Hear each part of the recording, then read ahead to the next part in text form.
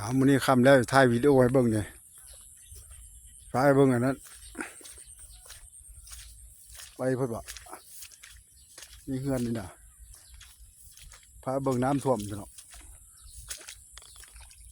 เอ้าถ่ายยาวๆมันสิเห็นบ่ขอไก่เจเบิ่งน้ำท่วม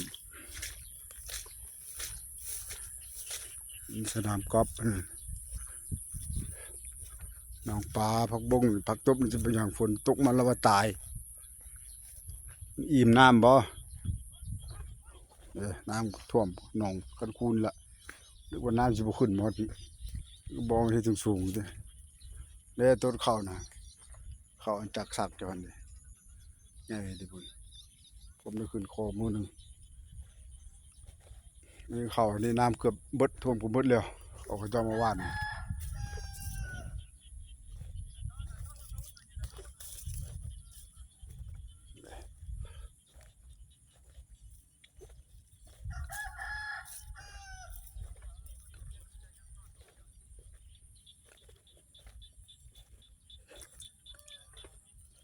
เดี๋ยวของสิไข่ก็จะปลูกเขามันหลายเนาะซักแค่นี้ละเอาเกี่ยวไก่เนาะกินได้เท่าไรก็เอาแล้วว่ะโอ้ตัวนี้รุดมันลุ่ม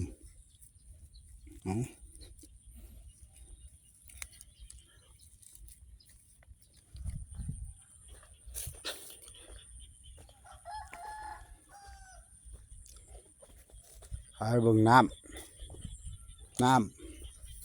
หากมามือนี้ได้นี่วานนี้ยังไม่เห็นเถอะเช้านี่เห็นอยู่ปลายพุ่นน้อยเดียวมันแรงมาโทบักหลาย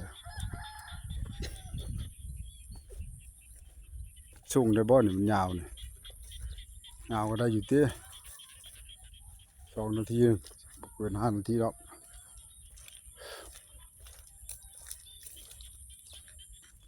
ทางกันคู่น้องเลยเนาะ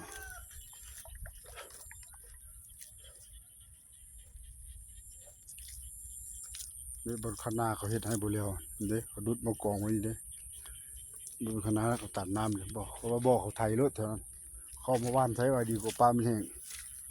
เอาว่าสิมาไถให้อยู่มื้อนี้เราก็มาอยู่เท่านั้นถ้าคนไทยเขาสุดไทย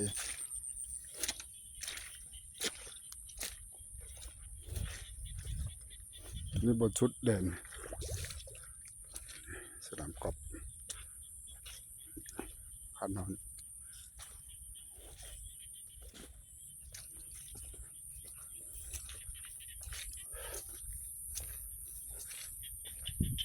เขาจะบึงน้ำ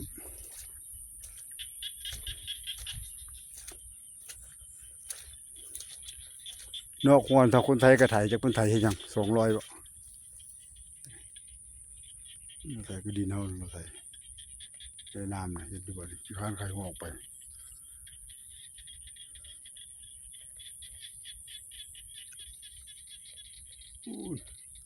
มืดนี่ฮอดหัวแล้วมืดนี่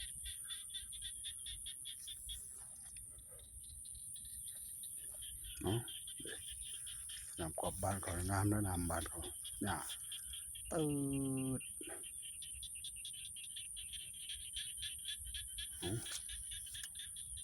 อ๋อแดนพอดีจบ